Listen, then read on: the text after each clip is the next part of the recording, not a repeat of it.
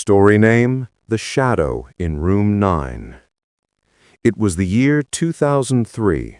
A violent storm swept across Ohio, flooding small towns and cutting off highways. On the edge of a forgotten road stood Riverside Inn, a weather-beaten building from the 1800s. Locals whispered that the inn was cursed, especially Room 9.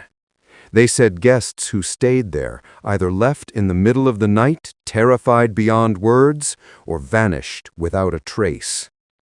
That night, Richard Coleman, a 42-year-old businessman, was on his way back from a late meeting. The rain hammered on his windshield, lightning cutting across the sky. His car hydroplaned twice before he spotted the faint neon glow of the inn sign through the downpour. With no other choice, he pulled in. The lobby was dimly lit, smelled of damp wood and mildew. Behind the counter sat an old woman with deep wrinkles and piercing gray eyes. She studied Richard silently before speaking. "You'll be in Room 9, she said in a hoarse whisper, handing him a rusted brass key. Then she leaned closer. "Don't open the window, and if you hear knocking after midnight, don't answer." Richard chuckled. "Urban legends, huh?" But the old woman didn't laugh. Room 9 was small, its wallpaper torn, the furniture coated in dust as if no one had stayed there for years. A single lamp buzzed faintly in the corner. Richard shook his head, muttering, "This place should have been shut down decades ago." At exactly 12:32 a.m., Richard awoke to silence.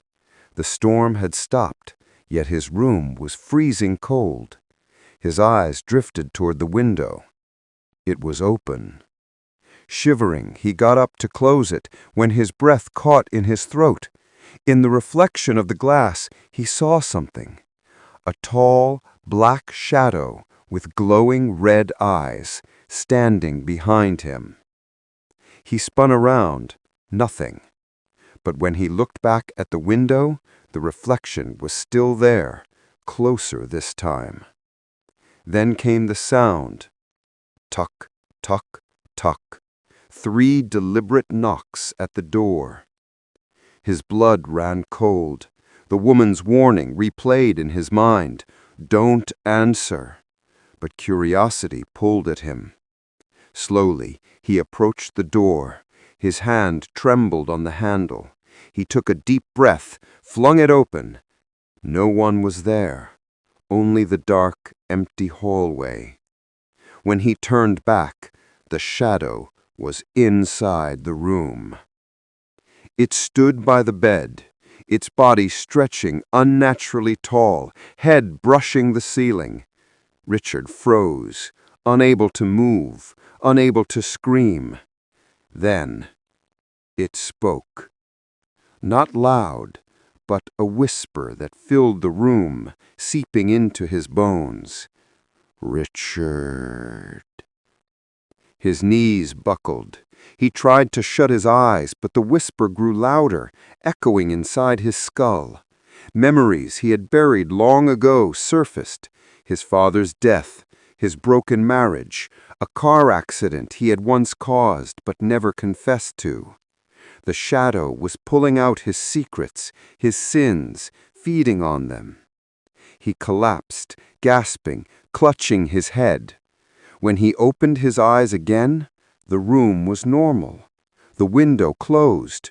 The lamp flickered back on. The shadow was gone. The next morning, Richard checked out.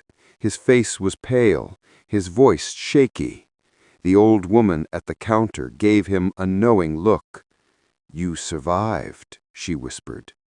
Richard muttered something under his breath and hurried out. A week later, Richard's car was found abandoned near a wooded area, the driver's seat stained with something dark. Richard himself was never found. Locals say his spirit was claimed by Room 9, just like the others. Over the years, truckers, tourists, and drifters have all disappeared near Riverside Inn. Some who escaped Room 9 told similar stories. A shadow with glowing red eyes, whispers revealing their darkest secrets, a knock at midnight that should never be answered. The inn eventually shut down, its doors chained and windows boarded, but travelers swear if you drive past on a stormy night, you'll still see one upstairs window wide open. Room 9. And if you look too long, you might see a shadow staring back at you. If you survived this story, give it a like and subscribe to Voices of the Dead so you never miss the next haunting.